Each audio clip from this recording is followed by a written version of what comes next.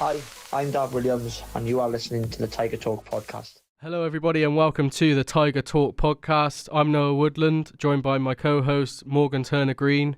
This is the new official Gloucester City AFC club podcast. We're going to aim to do an episode once every 2 weeks, and we're going to kick things off with none other than Gloucester City legend, some might say, Ed Williams. Ed, nice to have you on. How are you? Thank you for having me. That is a lovely intro. I'm very well, thank you. You okay? Yeah, good, thanks. Just wanted to kick it off with you due to the recent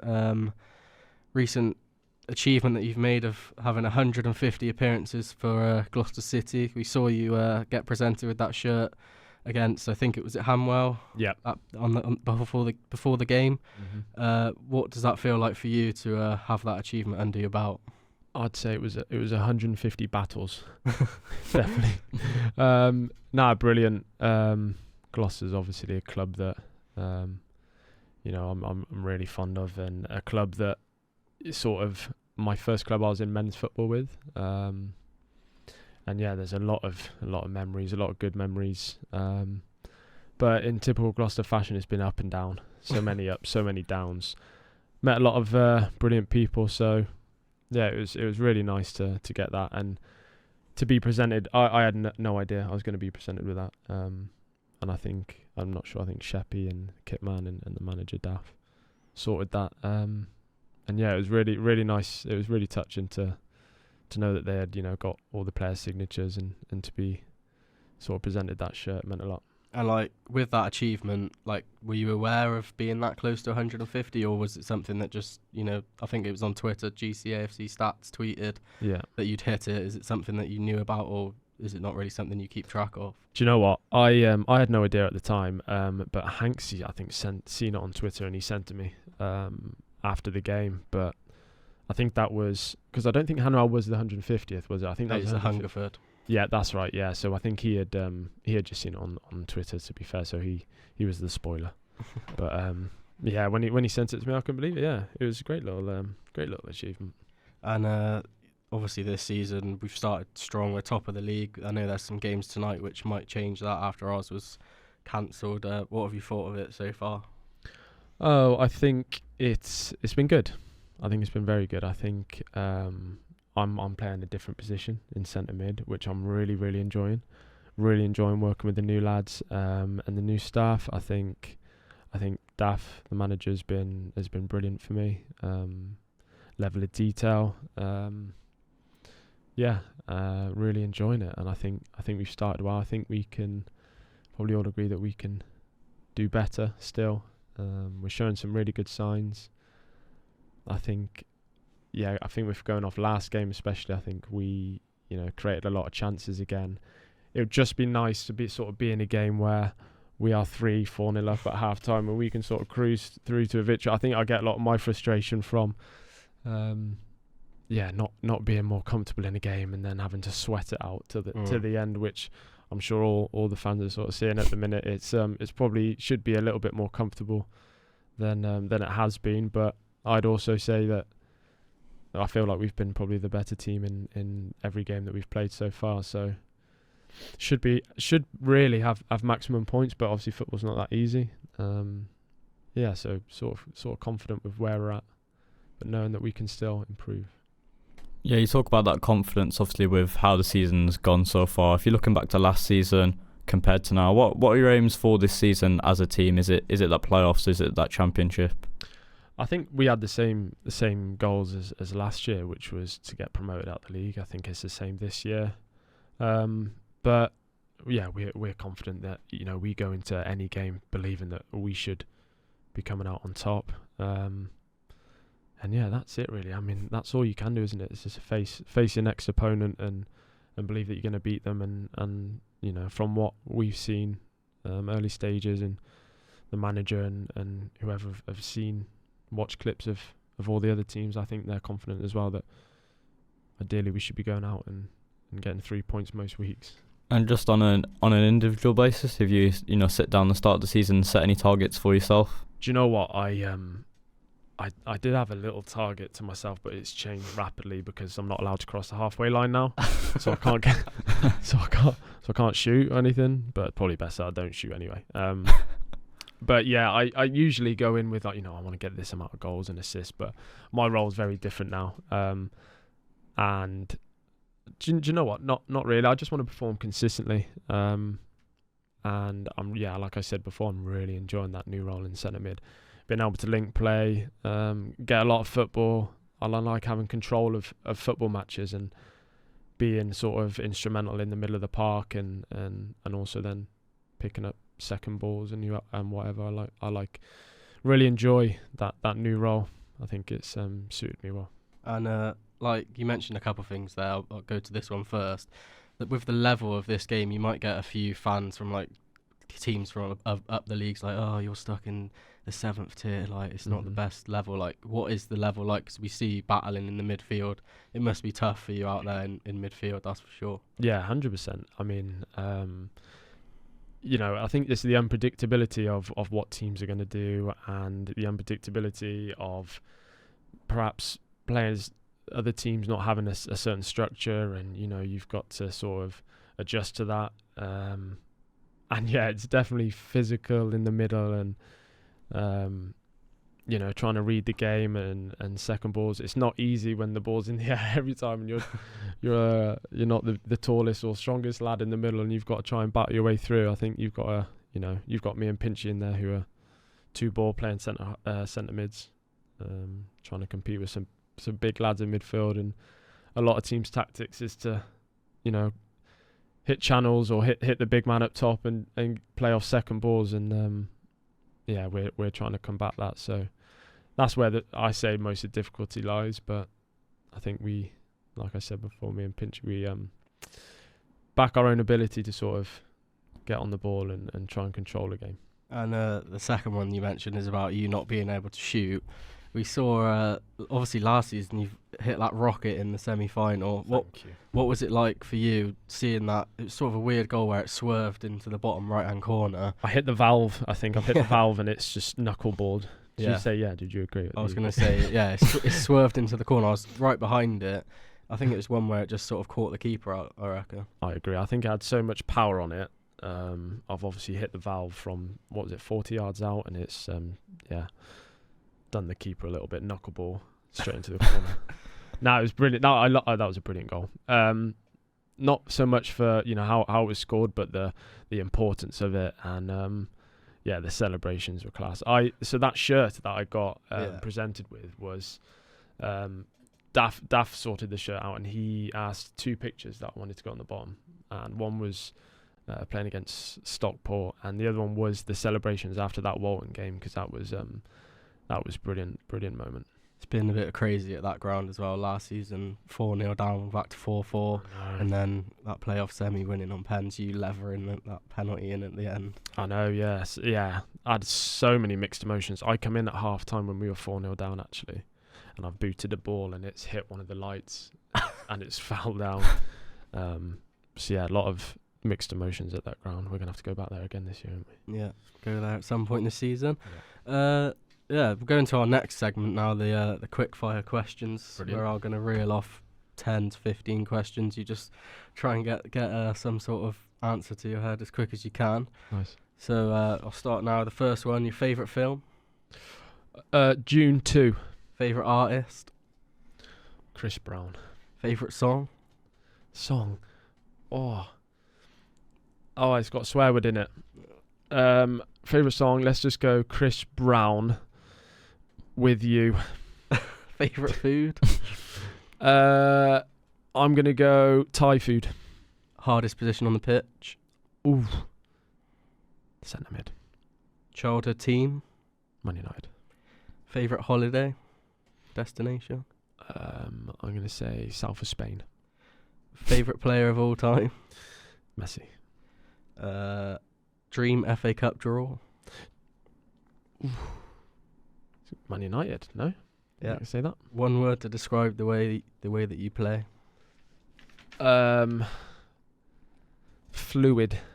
And first game you remember watching?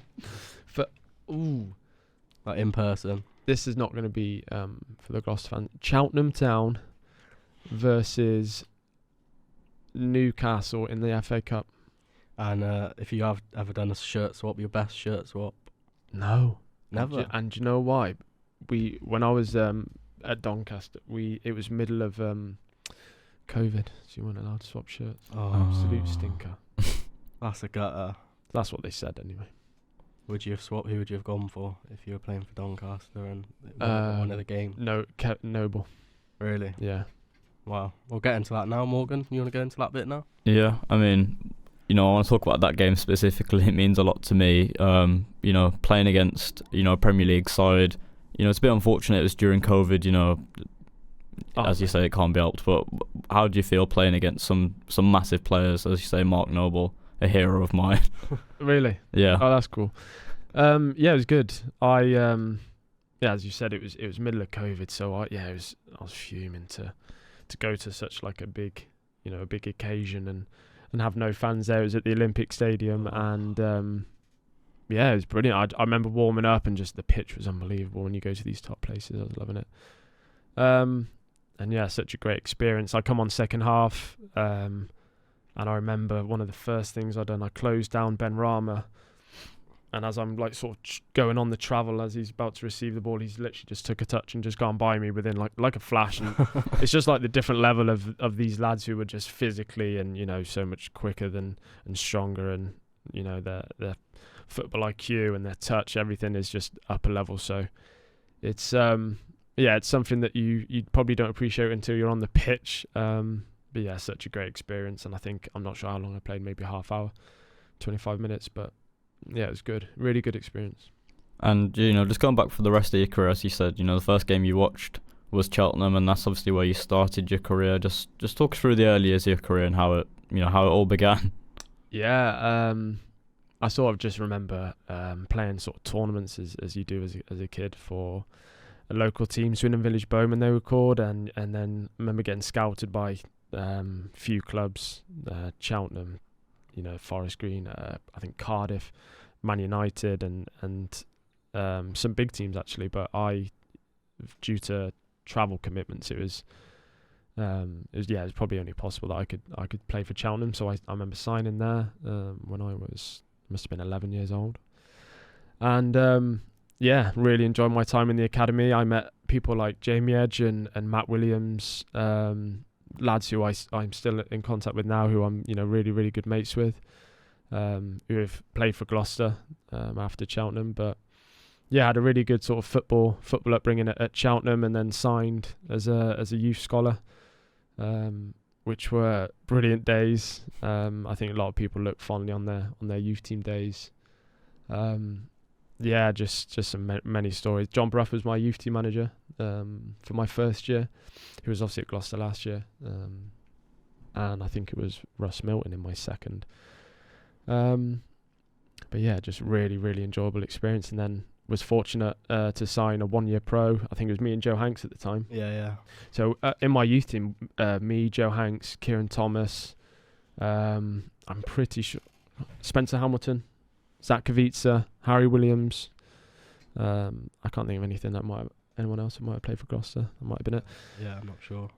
Jamie Edge was a year above me, as was Matt Williams. A lot of fun. Just sort of learning my trade. But as I said, so signed a 1-year pro with Joe Hanks, and spent time out on loan in my first year pro, but learnt a lot. At the time, I think I was a bit naive to think, I've signed this pro, why am I not playing? Why am I not, I was an 18-year-old, but nowhere near ready to play League Two, physically, mentally, tactically, all of that. I was nowhere near it. Sort of perhaps a later developer, as my career suggests. Look back on my time at Cheltenham really fondly. And what's it like for a young lad signing like a pro contract? You must feel like an absolute legend. Yeah. And they come to you that you're getting your first contract. Was there any money involved in that as well, or? Oh my. Yeah, so it was dream come true sort of feel. Very, very surreal. I remember ringing my granddad up, who I'm really obviously close with, and he sort of guided me throughout my football career. took me to training when I was, so high. So yeah, ring him straight away, and yeah, just over the moon with it. I remember going into no agent at the time, so I remember going into the boardroom to sign the deal, and they said, so we're going to put you on £120 a week.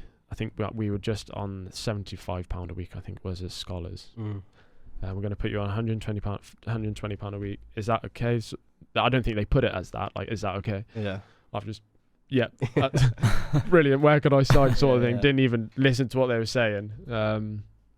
But yeah, that's quite a sum amount of money. And then the first paycheck comes in. Does it go on anything special, or did you sort of save it little sensible air to 18? Was not I sensible. can imagine, yeah. I think that when 90% of that probably went on Nando's. I reckon. Back when Nando's was cheap. Yeah, exactly. That wouldn't get you anywhere now, would it? No. So yeah, I'd say 90%. Me and Kieran Thomas would probably go to Nando's, and that's where it'd all go.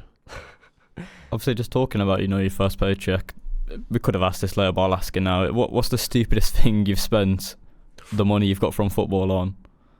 Do you know what? I'm not terrible, but probably just silly holidays, or probably a car that I just didn't need. A car that was just too expensive. When I signed for Doncaster, I thought I was a big dog and just bought a big Mercedes. I'd probably say that. Yeah. From your career, you said you went on loan in the first year. Mm-hmm. How important was that for your career and for players that are that young? Maybe a little bit of advice, like we've got Sops who's come to Gloucester City on loan from Cheltenham. What were those times like for you, and how did they help you develop? I think they're massive. I think when you're a young player, you can think it's sort of like be all and end all when you go to, you drop down and go out on loan to a Gloucester, for example, from Cheltenham or wherever it may be. I went to Evesham. I went to Bishop's Cleeve with Hanksy. And you can sort of beat yourself up a bit thinking, I've made the jump and then I'm coming back down, but it's so important. Can't express it enough how important it is to play consistently, to it's as a young boy you learn to deal with the physical side of the game, the sort of intensity, the speed of it, different managers, getting on with different players. It's so important. Something I wish that I had done later on in my career as well. But yeah, I can't stress enough the importance of it. And yeah, talking, moving lots of different places. So I've then got in here, you went to Kidderminster. Arguably, well, actually, before that, obviously at Gloucester City, whilst they didn't have their own home. Just how do you feel, playing somewhere where you don't really feel like you've got that place which is yours? You don't really have your own fortress that you can call upon. Yeah, it was. Do you know what I really enjoyed? Obviously, my first time at Gloucester on loan, where we were playing at Cheltenham. It was quite a nice thing to be playing at a League Two stadium. But also, very strange not having your own home. I remember the fans being up in that top shelf at Wadham Road, and just thinking I remember thinking they were so loud. There was not a lot, not loads of them, but they were so loud. And it proper, motivated me in games. And I remember the pitches being so sandy, and then being absolutely devastated when we had to move to Evesham. Just very, very different place to Wadham Road, as we know. And real tough for obviously fans, tough for players. But I think it was made easier by the sort of change room that we had, especially back in them days with the likes of Tom Webb and Jamie Edge, Mike Green, Matt Rose, Tim Harris, those sort of boys Lee Randall. I think you could have put us anywhere, and we would have made good crack of it. Yeah, I think I remember just from me going to watch the games back then, I think the fans would go in that little top thing, and then whichever way they were kicking, they'd go up to like the other stand. That's as well. Right, yeah. And some of the names that were playing, I think, did you play with like Darren Mullings? Yeah. Oh, the striker, Darren Edwards. I was just after Darren Edwards, but yeah, he was well spoke of. Coopy, who else? Luke Hopper. I could rattle so many great names. Jazz Singh. yeah. Just good years despite not being at like a home ground. Exactly, yeah. Just years that I actually look fondly of, but you know, we'd always have. I remember having end of season presentations, and it would be a massive topic. Would be, you know, where are we with moving back home and all the rest of it. And yeah, it was quite surreal. I remember walking to the ground when it was just rubble, and I can't remember who took us. It was the last season I was obviously at Gloucester, and they were explaining how this is where the new pitch is going to be, and we literally stood on rubble, and we were quite hard to picture. And then fast forward a few years later, and there we are. And yeah, I said about it before. We'll go back to that big Kidderminster Harriers move. Just how did that sort of come about? I've got down here 61 games. Just what were your thoughts on your time there? Yeah. So Kev, the assistant manager now, Kev Phillips, he was the guy that sort of took me to Kidderminster. He met up with me when I was at Gloucester, and I think that was the year after it's probably my best year at Gloucester. I think I won not managers player, fans, supporters player of the year, and players player. I think that was the year. Did we finish? Was that our highest finish? I'm not sure where it was our highest finish, but I felt like I had a good year, and scored a few goals from attacking midfield, and sort of like worked out how to sort of play that position in non-league. And yeah, then had conversations with Kev. Took me to Kidderminster, obviously a full-time outfit in the Conference North, which Gloucester were competing with at the time. I think I scored that goal against Kidderminster at Wadham Road for Gloucester, and I think that's what sort of maybe caught their eye. And yeah, it was just that transition of going from a university student playing at Gloucester, probably going out 3 times a week, and getting in at God knows what time, and then getting up for training and lectures and whatever, to going full time at Kidderminster. And yeah, it was a big change. Pre-season was a massive struggle for me. I remember the manager and the assistant, they've told me since that when I first arrived, they were thinking, what have we signed here, sort of thing. Funny story actually. So before I signed terms, I didn't have an agent at the time, so I met up with the chairman of Kidderminster, Colin Gordon his name is, and this was to sort of agree terms in his office. And I was living with my friend Nave Summers at the time in Worcester, and I asked him if he would act as my agent. So so he's there getting like all dressed up nice and smart, and I've took him to this meeting with the Kidderminster owner, who I've never met. And I've introduced Nath to the Colin as my agent, and he just said, what? He said, he just dressed him down. He said, what is that? He said, you cannot wear that if you're his agent. And he just went bright red, and there I am trying to negotiate an extra 20 quid on my deal, and he's like sat in the room so awkward. It was honestly, it was hilarious. We laugh about that now, but yeah, that was quite a funny moment. And at Kidderminster, I think I've watched a couple of games back. You had Reece Williams at the back, who had that little spell for Liverpool in the Prem. Yeah, that's right. Any other names that you were playing with there, or anyone that might stand out to City fans? Reece Williams, Fraser Horsfall, who's one of my really good mates still, is sort of kicked on from there and gone to from Stockport, then now signed at Blackpool this season. Ryan Johnson, I think, plays in the league. Joe Ironside just left Doncaster this season. Trying to think who else. Probably about it. For Gloucester fans, I don't think there's many people who've gone from Kiddie Gloucester, is there? No, I think I watched a game where Gloucester came. I think you were playing for Kidderminster. Gloucester, I think it's 3-2. I think Mike Cookie and Macca might have been. Oh yeah. I remember it because I think it's Reece, a comeback. That's right. Yeah, Reece. I think we went 1-0 up or something, and Joe Hanks scored, and he done a stupid celebration. Yeah, I remember they done us that day, and I was absolutely gutted because there was a lot of talk before and after, as you can imagine. Yeah, we battered them. I remember Reece Williams. I think he made a mistake for their goal. Zach Kavitsa or Joe Parker, I think it was, sort of cut in front of him and pulled it back for someone. Yeah, that was a good day for you Gloucester boys. Yeah, what's it like?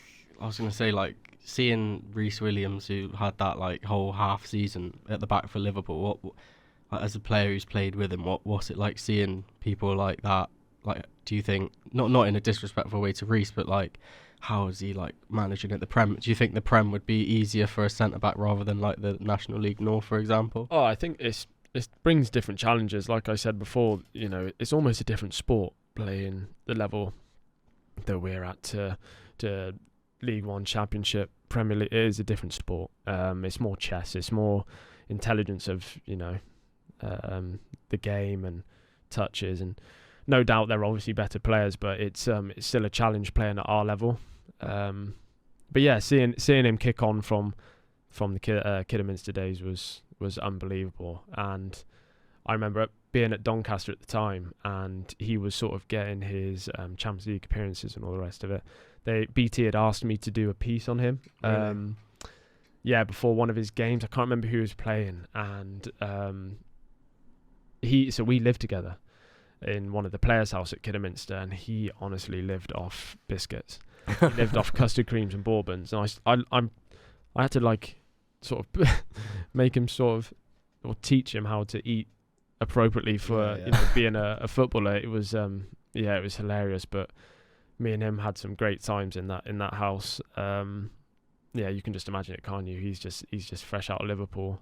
I think he must have been 17, 18 at the time. No, he would have been 18. And just causing carnage.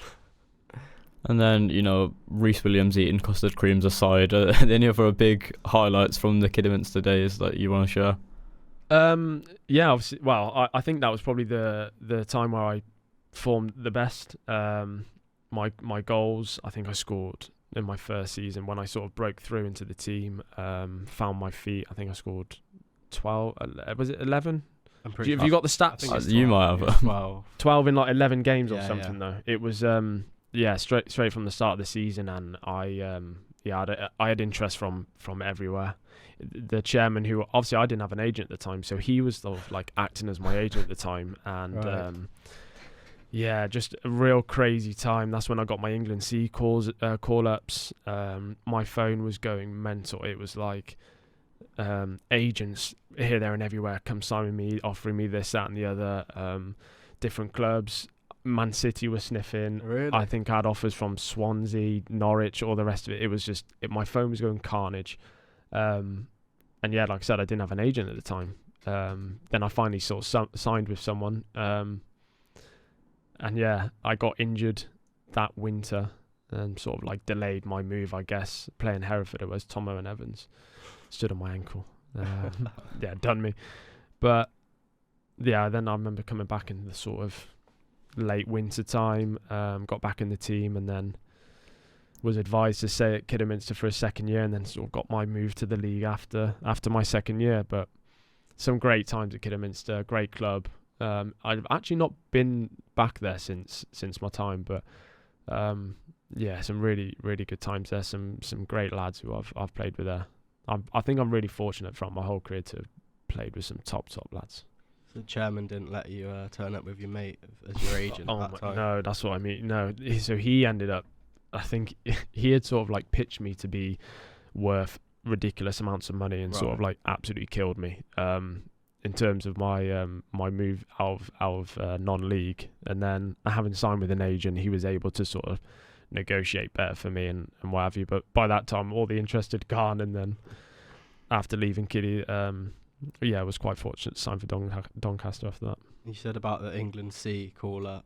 Well, how does that work? Is it like all the England players now say, "Oh, I've got the call up"? Like, does somebody actually ring you, or someone actually does? Really?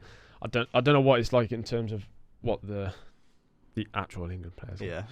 But no, someone calls you up and just says, "Yeah, you've sort of been selected for this camp." And to be honest, it was that was a really, really good moment. The camp itself is very intense in terms of you're sort of thrown into a room with, not thrown into a room, you're selected to be roommates with someone who you don't know. Yeah. And I remember you do an icebreaker task, which is the manager at the time, you're in a room, and you have to try and get to know your roommate as best as you can, sort of ask him questions, and then you've got to present to the whole group what you've learned about your roommate, right? Which is quite like nerve-wracking. Who are you rooming with? you remember? Do you know what? I was rooming with the first time. It's bad. I can't remember his name. But the second time was Luke Trotman, who went on Love Island the summer Really? after. Yeah, that was mental. Did you ever see him going on it? Went back? No, Really? he was like. Do you know what? At the time, he said he just split up with his ex-girlfriend at the time, and he was heartbroken. I remember I was like. We were speaking about it. Never in a million years. I just remember him like on the build up to that summer, like posting some mental gym pics, topless bit. I thought, what's going on here? Yeah. And then he turned up. He's flying off that as well. Doing really well. It's a fair play to him. And England C, is it like I've seen before? It's like a bunch of like National League North South players. What's it like? Like you said, going in with people that you barely know. Is it something that you struggled with, it being people that you don't know, or was it quite easy for you all to gel? Is it over like a 2-week period? It's literally over. I'm sure it's 3 days max. Right. So really, really short time. And yeah, I guess that's why you do sort of icebreakers, like we did. But it's not enough time. But yeah, top best players of sort of non-league, usually young players. I don't think they pick old people. I'm not even sure that they do it anymore. But yeah, a lot of lads from that sort of group traditionally kick on to go play in the Football League from non-league. So I think it's a good, real good like sort of catchment, sort of good bit of exposure for young lads is the sort of main aim, I think. But the camp itself, the one thing that stood out to me was you're constantly having to do urine tests to see if you're hydrated. Really? The first thing in the morning they ask for you is to piss in a pot. It's just relentless, just constantly keeping on top, just everything that you can imagine, all the little sort of 1% that they're trying to gain. It's they try and run it like a proper, England national camp. It's really interesting. But I remember so we played Wales C in my second camp, and we were staying at Hotel Football. Yeah. And Wales first team had a game against, not sure who it was, but they were playing at, I'm sure they must have been playing at Old Trafford or something. But we were staying at Hotel Football. We were playing at Salford's ground. And in the hotel, Wales first team was staying there as well. So we ended up bumping into, well, the story goes, I walk up to the lift, press the door, doors open, and Gareth Bale, Ryan Giggs. No way. And who else? Who's the left back that plays for Tottenham? Ben Davies. That's it, yeah. So they're all in the lift, and I open, I just go white. I'm like, oh, I'm going to come in there now. And I'm just stood there, and like Ryan Giggs, I think he said to me, he was like, you playing at Salford's ground tomorrow? Obviously, he's part owner. Yeah. And he said, don't cut up the pitch. And I was like, I won't, Mr. Giggs. Gareth Bale was just on his phone, just slumped in the corner. I was just like, hello. You don't want to be that one who asked for a photo, do you? No, I left him to it. To be fair, he knew it was coming. And you said about the Doncaster move. Yeah.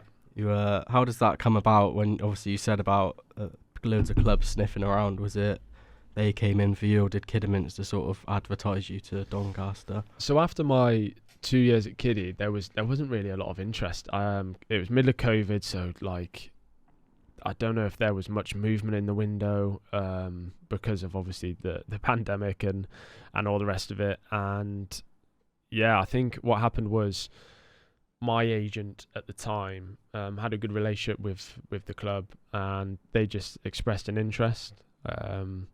But I had to go to Doncaster first. I think I played in like a couple of years. Basically, like, he said it wasn't a trial, but it pretty much is a trial. But yeah, I'd done like I think I'd done like 2 weeks there and played against Bradford it was, and I played against Derby. Yeah. And during that game, so that was the game that Wayne Rooney played. Really? And I wasn't aware of it at the time. I think it was the time when he was sort of player manager. And I remember we were doing the warm up, and there was whispers whether he was going to play or not. And then I just remember him like trudging over with the boys behind him, and I thought, oh my God, he's playing. And yeah, you can imagine how my body parts went. Yeah. It was quite surreal, but that was a good game. real good game. He played holding centre mid, like couldn't get near him at all. Just bopped it round corners. He smelled unbelievable. Really? And I said to him, "You smell unreal." He said, "Cheers, lad." And that was about it. But he smashed our striker that day, like 50-50. He's just gone nailing someone in like a pre-season friend. I was like, yeah, I'm staying away from that fella. So gutting. Surely, like, you would have got his shirt if it wasn't like. Well, that's another thing. Yeah, we could have got his shirt. That's another missed opportunity. But yeah, middle of a pandemic. Have to hit him up. Wazza. Yeah, Wazza, do you remember me asking what perfume you had on? So I'm just thinking, you've met you've seen all these heroes from, being a Man United fan, Giggsy in an elevator. Oh yeah. Rooney smelling nice on the pitch. You had some funny interactions. Nothing to show for it either. Yeah, they're all in here. But yeah, no real. I met we'll probably get onto this, but I met David Beckham as well out in America when we played against Miami. So yeah, that was a surreal moment as well. And who else? A randomer, Kleberson. I'm pretty sure it's Kleberson. He was manager of a team in America when we played. Wow. And yeah, like the level in League One when you joined Doncaster, I've seen I think you had 3 different managers whilst you were there. Yeah. What was it like playing in League One for you, and what was it like with Doncaster for over the 2 years? To be honest, I was rested for 2 years. I think I didn't play much, just trained. Yeah, it was really tough at first. Darren Moore originally signed me, and I'd played a fair bit in the build up to from the start of the season to the winter period. Sort of coming on here and there, and the team were flying, and I think we must have been top 5 throughout the first part of the season. And I just thought, oh my God, I'm getting promoted to the Championship here. I'm flying. But then he leaves for Sheffield Wednesday that January transfer window, and we lose our best player to Preston. I think he went to Ben Whiteman. And yeah, just sort of come crashing down after that winter. It was really tough getting in the team. They gave the job to the centre half at the time, Andy Butler, who's the manager of I think he's manager of Scunthorpe now. Yeah. But yeah, it was his first managerial job, and I think we just lost players, lost a bit of guidance, and I struggled really getting into the team after that period. We sort of free fall from 3rd to below mid-table. And yeah, it was just a year which I learnt a lot. I had opportunities to go out on loan. That's what I sort of mentioned previously. I wish I sort of went out on loan. I had options to go to like League 2. And I sort of wanted to work my way into the team, I guess. And the advice I had from my agent, I think, was to sort of try and work my way back into the team. But yeah, really struggled to do so. And then in my second year, Richie Wellens takes over. And he just sort of, I think he had looked at, what players he had, wages that they were on, and he just sort of disregarded me and I think there's a few other players and said, we want to try and get rid of these players. Hadn't even seen me play. Unfortunately, I had a really good pre-season there, and I think he liked me, but just still wanted to get his own boys in, which happens a lot in football. I was sort of disregarded to the youth team then, with Omar Bogle, and we were proper in the trenches, just coming in at different times. They were trying to get us done for missing drug tests and that. They were trying to do anything, which clubs often do. They were trying to do anything to sort of get you out of the club. Yeah. And it was a tough time, real tough time. Again, I wish at that point I went out on loan, but I sort of spoke to my agent, and he had this America opportunity coming up, and that's something that I really wanted to sort of pursue that following winter. And you say that, was it Rochester, New York you went to for a year?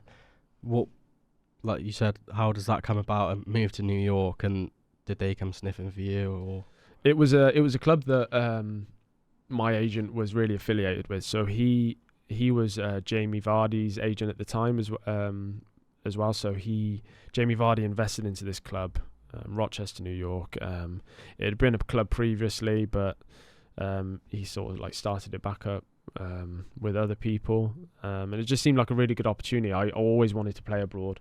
It's always a sort of ambition of mine. I spoke with my granddad about this. To play in America would have been like perfect for me. So when that opportunity come up, I sort of, snatched it, and it was probably the worst footballing move ever, but a real learning curve, obviously, and the experience to live out in America was class. It was unreal. So I just quickly want to go back to, obviously you said at Doncaster, it's tough not playing. If you had to give some advice to players in that situation, is that the advice to go out on loan as opposed to just sort of trying to work you back in with a manager that doesn't really want you there? This is the thing. It's real hard. It's a real hard one. I think it's dependent on the situation. I felt like I was good enough to sort of work my way back into the team, as did my agent. I was training well. I'd come on and do well. Just sometimes your face don't fit, I think, and I feel like that's what happened. And I feel like at that point, after you've tried everything, I think that's probably the right time to go out on loan and then try and build, a career. As your contract's perhaps running out, you can then, show that you've played at League 2 or Conference Prem, wherever it may be, and that's how you sort of branch out to different clubs. But I think the most important thing, you have to be playing, especially if you've not played for so many weeks. Go out on loan and play games. I wish I'd done that. But yeah, I was poorly advised, and I probably should have, myself took that decision to go on loan and play games for sure. Yeah, and when you left, I think I've seen a few Doncaster fans said that they felt a little bit sorry for you about game time. I watched a video just before this doing a bit of research. One of them was saying that you were just behind two or three unbelievable players in I think you said Ben Whiteman and a couple others that the manager preferred. Yeah. Do you think that was the case? With they were just too unbelievable, like way too good? Yeah, to be fair, so I was sort of second in line to a Ben Whiteman, a Taylor Richards, who was unbelievable young lad who we had on loan from Brighton at the time. He come from Man City, but went to Brighton. He was top player. And yeah, that's what happens when you're at a top club. You've got that competition. But yeah, also just I guess face not fitting. And unfortunately, in my second year, it was always going to be tough doing the jump from non-league up to League One.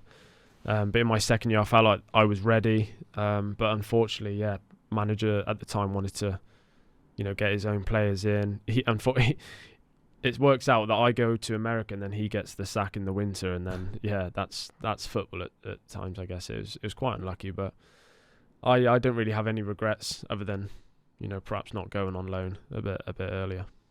And then obviously we briefly touched on that move to America. You said it was the worst footballing decision. What why would you say that? So I say that because I had opportunities to go League 2 or a decent conference club at the time, but opted to go to America, where I think it's sort of renowned that if you go to America, I think it's really tough to probably find a club back in England when you come back. You're sort of forgotten about, and I did find that coming back from America. But in hindsight, probably should have gone to a League 2 club. But again, I had a real amazing sort of lifestyle out in America, which was brilliant. But the football was mental. Yeah, football aside, were you living in you say New York? Was it Central Park? No, I tell everyone it was New York, but it was New York State. It was upstate New York, which was basically living in Gloucester. Okay. It was rural. It was it wasn't like New York City. It was a real rural area that was quite a uni sort of vibe to it. Had quite a lot of young people, but yes, so different to back here in England. And MLS Next Pro, what you said is mental there just before. Yes. What is it's only one league below the MLS? Yeah, it was a new league at the time which they had sort of created to you'd have in America, you'd have like Toronto 2 and LA Galaxy 2. You'd have those sort of teams. Previously, they were playing in the USL Championship, I think it was. But the MLS wanted to, have them teams in their own league, hence why they created this Next Pro. And yeah, that's where our team come in. We were the only team that wasn't affiliated with the first team, Rochester, New York. And yeah, it was basically, how I describe it in football terms, was a reserve league for like Premiership clubs. That's what it basically was. Right. And you weren't relegated or promoted. You were sort of fighting for that title, that championship.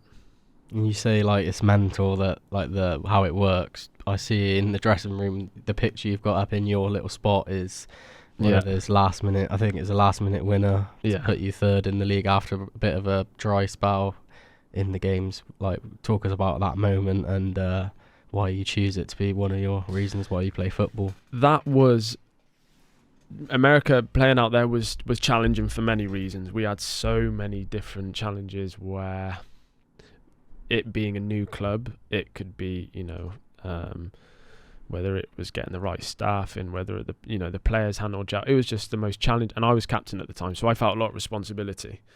And yeah, it was real tough time. And I think being able to achieve what we achieved that season, our target, our aims were to get into the playoffs. And that goal, I think, took us into the playoffs. And it was just, last minute winner, just a typical, the best way to score a goal, last minute winner. It was everything, all the emotions. It was brilliant. But yeah, real fun memory. One of the few real highs that I've had in football. It was class. It was really good moment. And in the MLS Next Pro, you say it's like the reserve team. Do you ever get any big players that drop down, get fitness up or something like that? Yeah, Did you ever run into anyone? Not household names, but you'd get lads who would obviously on the fringes of their first team that would come and play against us, and then it would be like academy players jumping up or 21s, for example. But we played New York FC first team in a cup competition, and we played really well. I can't remember what the score finished, but I feel like we could have won that game. But there was a lad in centre mid, Italian player. I'll have to try and find the name for you. I can't remember who it was. I've got a picture. But yeah, he was sort of. I think he played for Italy and whatever. But he was. He played in centre mid up against me, and it was. Yeah, it was a good little battle in there. Not Perlo, was it? I think his name was like Andrea Perlo or something. Yeah, no, it wasn't him. Okay. Balotelli, I think it was. And then obviously you talk about, coming back from America, finding it difficult to, find a club in England. I think your first move back was Swindon Submarine, I want to say. Submarines. Yeah, Swindon Supermarkets. No, it was... so I've come back from America, and as I was saying, it was really challenging, sort of, you're forgotten about. I also had no international clearance, so I couldn't sign anywhere. So I've come back to England. I got no job, no club, and I was like, wow, I'm battling here. The club, I was meant to fly out for my second year at Rochester, and then it folded, so I was sort of like left, struggling. And I then signed for Chippenham. So Spencer Hamilton, who obviously previously at Gloucester, he said, come sign for Chippenham, come get some games. So I'm trying to sort all this international clearance. I ended up spending the last month or two there. Good time. We stayed up. I think that was our aim, to stay up that season. And then that following summer, I think I was in and around. I had pre-season with Gloucester at the time. I remember. Were you about that period? Trialist B? Trialist B, or C, something like that. Yeah. And that was when... What's his name? Tim Flowers. That's it. Tim Flowers was the manager. And I had an opportunity to sign, and it was... just didn't get a right feel at the time. And I'll be honest, I was sort of hoping to stay full-time at that point. But just had zero interest. So I thought, what if I'm going to sign at this level, I'm going to sign with all my mates. So I signed with Swindon Supermarine, where Edgy, Zach, I thought Harry was going to sign for us. I think he moved on. I think he was at Gloucester, wasn't he, for a bit? That's right. Yeah, he was at start. Gloucester. Yeah, that was it. Yeah, you're right. Yeah, and Joe Parker. Yeah, but I didn't get the right feel at the time. And yeah, just had a few crazy couple months at Swindon Supermarine. I think we lost every game. Something like that. I can't remember what happened, and then I went back to Chippenham. I think they sort of saved me from the depression I was in, and I went to Chippenham and had a full season there, and it was good times there. And now we get back to where we are now, Gloucester City, Full signing last season at the start of the year under Mike Cook. Yeah. Last season obviously being a big one in the club's history, getting to the playoffs, straight rebound, trying to get back up. Came a little bit too short, just to that one moment in the final. What was that whole season like for you, working under Cookie, Maka, Bruffy, and just falling short at the last minute? That was an interesting season. It was very up and down Gloucester City fashion. It was one where I shared a dressing room with some brilliant people: Kev Dawson, Dale Grubb, Dan Ball, lads who have obviously moved on from last season. One that I learned a lot. I'm trying to not sound too football cliche here, but yeah, it was one where I feel like we were good enough to get promoted, but fell short due to perhaps the culture that we had. The environment wasn't right last season. I think, last season was tough. I think we lacked a little bit of guidance and a little bit of tactical nous last year. That's what I'll say. And that semi-final I've already touched on, and then the final against Tottenham. Mm-hmm. What that game in particular? What do you think? Obviously, it went wrong because we didn't win. Yeah. But I feel like we might have been the better team on the day, in my opinion. I don't know about what your opinion is. My opinions were it just felt like a massive anticlimax. We had, got the highs of that Walton game, and then, we just felt really flat, and I feel like we didn't perform on the day. I thought they didn't perform. It was a rubbish final, and it was always just going to be a scruffy goal or lapse of concentration was going to decide it. I think we had one or two half chances to score. They took theirs, we didn't take ours, sort of thing. But I think a lot of finals are like that. Mm-hmm. But just real frustration and disappointment in terms of like knowing that you're the better team, knowing that we've got the better players, and just not doing it on the day for whatever reason, for whether it was whether we had the right sort of right guidance, I guess, at the time. It was real disappointment. And you get to the start of this season, pre-season, you re-signed with Gloucester City for this year. But what made you make that decision? Was it somebody higher up, or was it just a personal decision of yours that of wanting to stay at the club due to the change in management, maybe?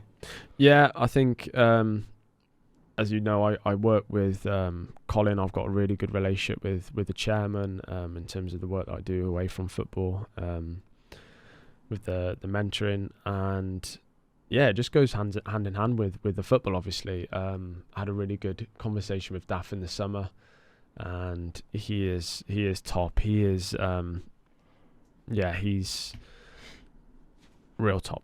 He's probably one of the best that I've had. Probably too early to say, but the level of detail that he goes into, and the relationship with the players and the demands, it's just a real contrast from last year, from previous managers that I've had. I'm sure that all the lads probably agree. He's been unbelievable, as well as Kev and the other staff. It just feels like a real incline of the good things are happening at Gloucester City at the minute. I think everyone can feel it. I think when we start firing on the pitch and having these comfortable wins that I so desperately would like, and we get promoted hopefully out of this league, I think this club is got a lot of potential, and I feel like I've always felt it, where the support that we get, even being here today on a podcast for Gloucester City, it's brilliant. A lot of good things happening around the club, and it's something that I want to be a part of. Something that I, was here back in 2000, early, what was it, 20? When did I sign here? 2012 was it? I might be way off there. 2012. I think 2014. 2014. The first loan, and then came back 2015 to 18. So I've got to know a lot of the supporters, a lot of people around the club, and it's something that I want to be a part of in the future.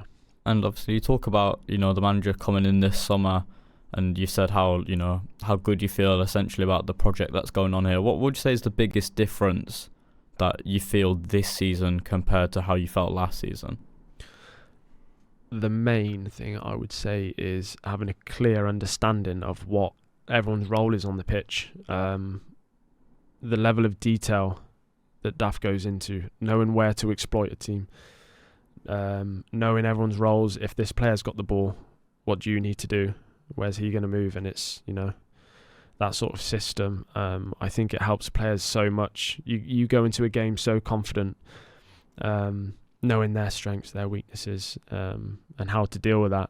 And knowing that, from what I've seen, we have so much quality in our team. It's just being able to sort of use that and,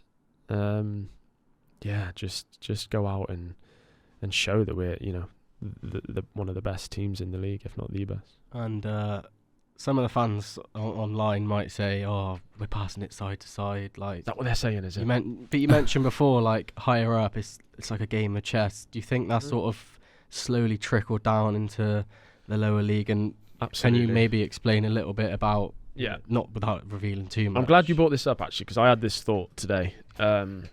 Football's changed massively, and from when I was first at Gloucester, it was get the ball forward, second balls, play off a Luke Hopper and whatever, and play attacking football in their half. I think football has changed. It's trickled down into non-league, where if you're not controlling a football match, you're so vulnerable to concede. If it's a basketball match, you're going to concede goals. You might score, but I don't know. My philosophy sort of matches Daft's in terms of being able to control a game. But in saying that, I agree with fans in terms of, we don't just want to pass the ball around the back. We do want to get the ball forward. I don't want to sound like I'm contradicting myself, but it's finding the right times to do it, and it's probably more apparent at home because teams sit in against us. Yeah. So you have to, the space isn't there in behind these teams. You have to sort of shift the ball with speed. I think that's what we haven't done, is perhaps move it quicker, circulating the ball around the back, and then trying to exploit through the middle or out wide, and then getting to players out wide who attack fullbacks. That's how you, I guess, beat a block, is getting it wide and taking players on. But I agree with some fans in a sense, but controlling a game is probably something that I am really big on. And I think last game I found myself shouting like no risk, I don't want to give away possession, because we're so vulnerable and expansive from the positions we've taken up that if we lose the ball now, the other team might score. Yeah. And Morgan, just a question for you. You've come in at the start of this season after watching like Premier League your whole life, West Ham. What do you think of the level? It's quite interesting to get like your point on it after watching the first few opening games. Go easy. To be fair, I was really surprised. Not that I think I don't know. I don't want to sound like the Premier League's the best and no other football's any good, but you see how big the Premier League is and how good these players are, and then you sort of think, right, well, I'm coming down to, as you say, the 7th tier. What are these games going to be like? And I was really impressed. I think my opening day game, I can't remember who it was against. Was it the? It was the pre-season. It was we lost 2-1. Oh, Barry Town. I think, yeah, and yeah, it wasn't the best performance, but there was also something there that made me think, wow, there's something here, that it is a really good level, and I think that's important. And yeah, that's why people should come to our games, because it is a really good level of football. And yeah, as I say, I was just really surprised by the quality on display, really. I think we're a team that has a lot of quality, and I think our quality is in keeping the ball on the floor, passing through lines, players like Ellis Watts who can sort of half turn and drive at players, Sean Spence, players with, you know, high IQ, and I think it's a contrast to teams that come to Gloucester and just want to hit you on the counter attack and want to just pump the ball long and play off the big man. We're not that team, but we're a team that do want to excite fans and get the ball forward and have attacking football. It's definitely attacking football. I wouldn't say it's boring. Yeah, and like when I'm sat in the stand, like doing my media stuff, whatever, you get shouts like, maybe it might be the old-fashioned, like older style Get fans, it long. just run it in, or get it forward and stuff like that. Like, just have a shot where they can't really. Do you know what understand? though? I think that happens at every level. I just think that's the way football is now, and I think there is an argument for football being boring now. You are less likely to see players run at your fullback and take risks, and because, like I said, we want to control games now. If you're having people, you know, losing the ball 9 times but getting past their man once, that's what it used to be like. I don't think that's the case anymore. You know, I'm screaming at someone if they're giving the ball up and, you know, we're losing possession, then we're having to defend. It's it's frustrating, but there's definite argument for is football more boring now. I mean, you see less screamers, you see these less mazy run goals and all the rest of it. Oh, definitely. I think it's way boring, more boring than what it was before. Back I think in the Pep day. Guardiola's I don't want to say he's massively to blame, because obviously he's one of the best managers of all time. But you talk about players like Jack Grealish, who looked so exciting at Villa, and then, you know, he goes to Man City, and, you know, I think he was, you know, a lot better than people give him credit for at City, but he didn't have that, you know, just sort of take your man on and just, as you say, a mazy run. And I think it's a hot topic now. I think it will come back round though. I think it will go back round to it being that football that we knew perhaps in the early 2000s, where it was just fast paced, get it long, lump it, get it long. Yeah. You want to go into the other segment, Morgan? Yeah, so our final little segment is Team Talk is the best name I've managed to come up with, and it's basically a lot of would you rathers, and you just have to name people out of the current squad. And nice. Yeah, I like it. We can give this one a bit more reasoning than the quickfire one. So take it away, Noah. Yeah. So we got the dressing room DJ, It's me. Is it? Me or Rico, yeah. But we have the same mix. You just use Mixcloud, whack it on. Don't have to worry about it then. Yeah. Do all the lads like it, or? I think so. It's mixed, but then after a win, it's it's proper like old school dancing in the moonlight, that sort of vibe. It was like some we get some cheesy ones on. Do you ever get anyone comes with a song request and you're like, oh, this all the time. Honestly. Yeah, sound. I'll put it in the list and then don't play it. Not gonna name names. No, not yet. Most likely in the dressing room to become a manager. Bit of a leader. Joe Hanks. Really? Joe Hanks, I would say yes. Any reasoning why? Oh, he's just so busy, isn't he? He loves it, yeah. Joe Hanks. I could see him maybe in a long coat, like Gloucester City manager. Do you know what? Because he is so passionate about football. He will ring me up like after games, and he'll just love discussing it, as I do, to be fair. So he's just 24/7 thinking about football, loves it. So looking at scores, just never stops. So I'd say him. And best technical player in the other than obviously in the myself. number 7, Pinchard. Really? Yeah. Technically Welsh, wizard, left foot of dreams. I mean, you don't have to dig anyone out for this one, but the worst trim. Worst trim. Kev Dawson last year. This year, worst. Ben Morgan. Oh my hairspray. Oh my toupee. Continue. We'll quickly move on. Best fashion sense. Do you ever really see the lads? These young lads these days are dressing like I can't keep up anymore. Ellis Watts comes in with some stuff and I'm looking at it, I could not pull that off. Ellis Watts is up there. Rico wears some questionable stuff, but I'm sure like in the fashion world they're like all over it. So them two. I was going to say worst, but then you'd probably say Worst. they're the worst. No, worst by Sean Spence. Oh. Yeah. Him or Joe Hanks. It's like geography teacher vibes. Okay. Mental. Your team bus buddy who you sit next to on the coach? Back row, obviously the cool boys at the back. Me, Kieran Thomas and Joe Hanks. That is not a cool back three. That's not cool. But then we play Wolf on the bus, and everyone's just. If you don't know what Wolf is, get to know. It's a great card game. Connor Thompson's at the back somewhere. I can't remember who else. And Harry Pinchard. So the Joker of the group. Joker. Is it me? I think it might be you. I think Banter's crap this year. But you or me or Pinchy makes me laugh. He's quite Connor funny. Thompson is a joker, but still early days. We need to bring some more out the shell a little bit. I think we need a night out soon. All right. I know that a few of you play golf. Your best and your worst golfers in the group. Yeah, I absolutely love golf, but I'm crap. Joe Hanks, best golfer, worst golfer.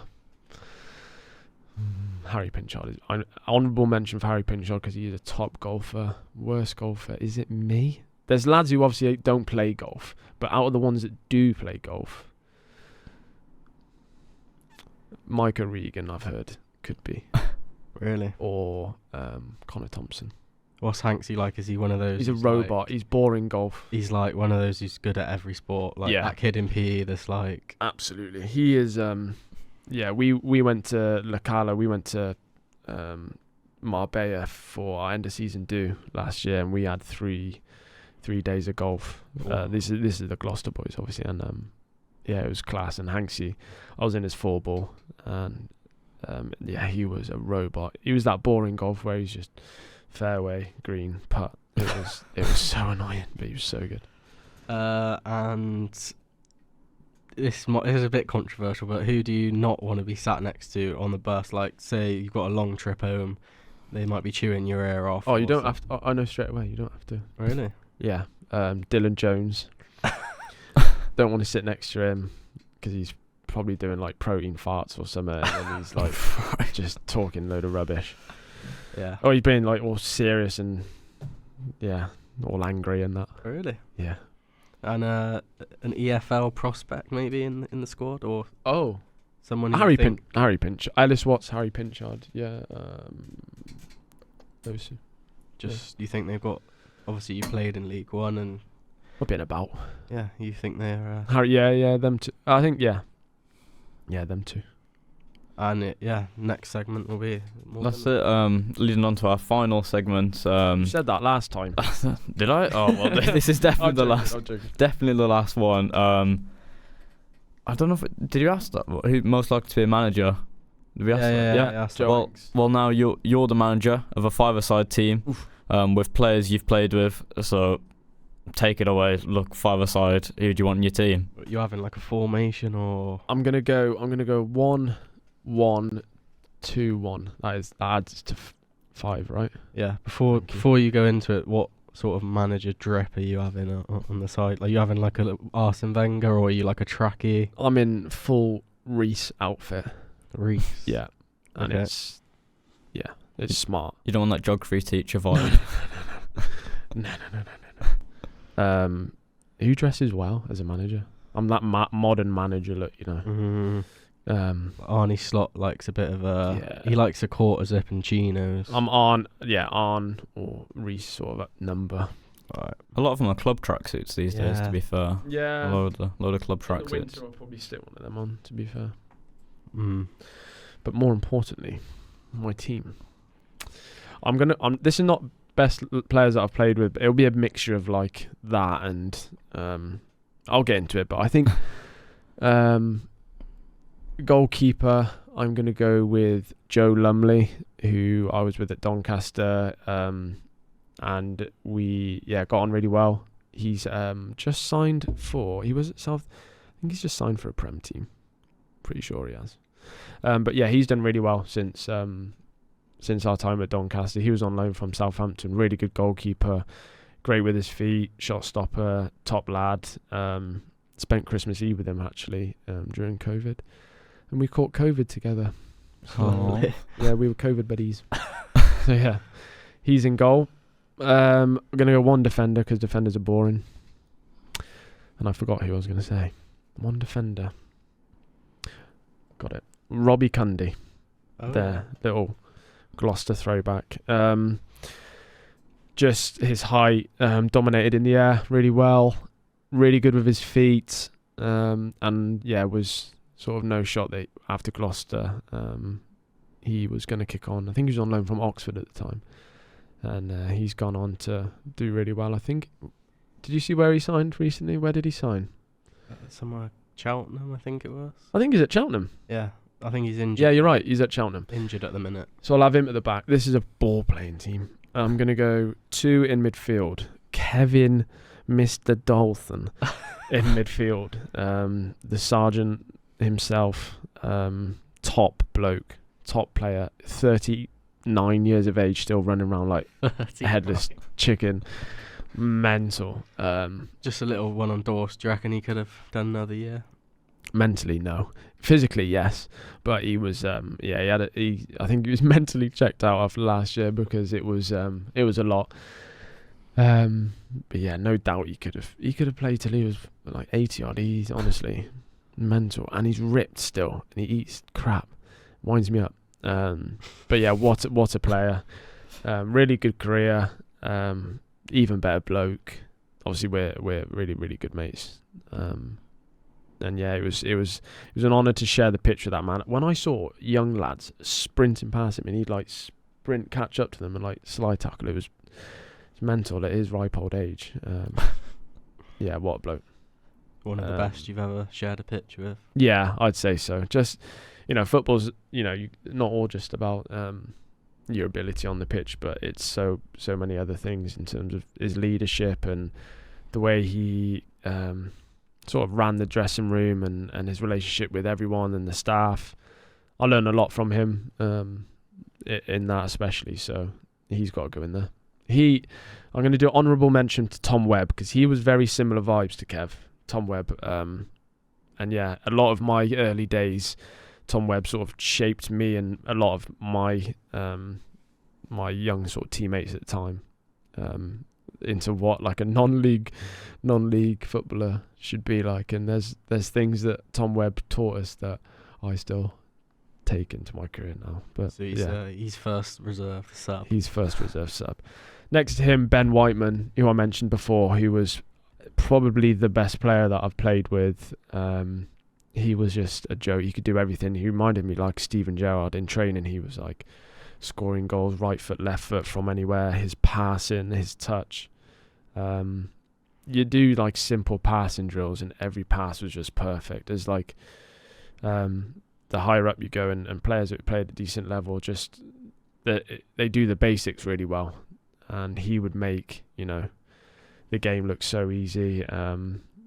And yeah, again, it was no surprise that he then went on to Preston after Doncaster, and I think he was captain of Preston. I think he had a bad injury, and he's back player now. But yeah, he's in the midfield with Kev. That is top midfield. That. So we've gone Lumley, Cundy, Kev Dawson. Yeah. Honourable mention to Tom Webb on the bench. Annoyingly, there's not a lot of flair in my team. Yeah, yeah. And then we've got Whiteman. So I've got one more up top, haven't I? You got a Bagsman, striker. Bagsman. But I'm going to need some flair. There's not flair either though, but I'm going to go for it. I'm going to say Joe Ironside.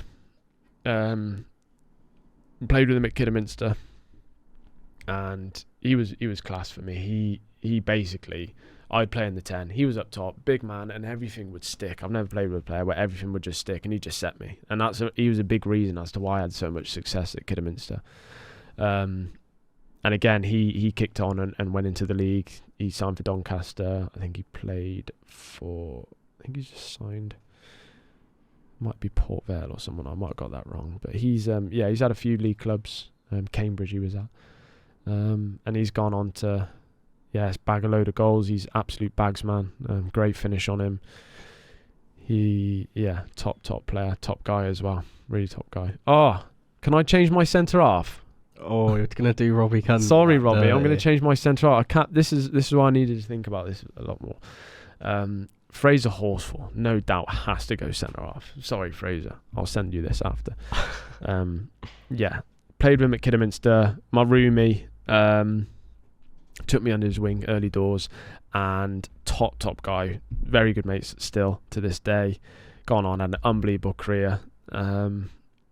Just a top ball playing centre half. Wins everything in the air, and he's them press resistant players. You go and press him, and he just pass it round you, and he's just top. I don't think I've seen him sprint ever. He's just top player. And I'm gonna add this bit in, a little assistant manager that you can have next to you, that maybe when Power League just kicks off a little bit and you're a little bit irate, they're bringing you back down. They're sort of Jamie Edge. I think Jamie Edge. I think people will just be scared of sort of looking at him as well. So I think that'll be a good one. Obviously his knowledge of the game, his experience in football, what a career he's had as well. But top guy as well, and I think he'd make the away trips very enjoyable. I think we've covered it all, Morgan. I was going to say we're running over an hour and 15 here, so we've time flies when you're having fun. Yeah, do you know what? I've enjoyed it. It's been good. I feel like there's loads more as well. Maybe we'll do a part 2 sometime in the future. Yeah, definitely. But all the best cropping. So the big question we want to ask before you leave: who should we get on? You're our first episode. We're starting big with a bang. Who do we go for after this? Who's going to be good? We need someone who can speak. So that narrows all the team down, doesn't it? It can be past, present, Gloucester City. Oh, okay. Volunteers. I reckon Sheppy would be unbelievable, wouldn't he? Sheppy would be a good one. I don't think Pinchy's going to want to do it. You can do Sheppy. Sheppy? I'd like to Sheppy. Daff would obviously be brilliant, but that's going to be really tough. Do you know what? I'd be interested to hear Jared Thompson's. Jared Thompson, he's had a career that I don't think many people are aware of. Chelsea and all the rest of it. Jared Thompson's my nomination. So you're going to have to put a word in for us. You're going to have to convince these lads to get on with us. I'll do that. I'll get him on the golf course. He's proper buzzing off golf in a minute. I'll try and sweet him up. Well, thanks for coming on, Ed. I hope you've enjoyed it. Shake hands. Yeah, we can. Thank Pleasure. you. Hopefully you've enjoyed it. What's it been like for you? First episode. It's class. I want to do it again. I think that I've got a lot of stories that, let's see how this one goes, and then we can sort of see what audience we get, and then we can get into some footy stories. Part 2 pending. Yeah, thanks. Right, this has been the first episode of TigerTalk Podcast. Thank you very much, Ed Williams, for coming on as our first guest. Thank you to Morgan as well for coming along as my co-host. Nice one. And we'll see you in the next one. Goodbye. Bye-bye. Bye-bye.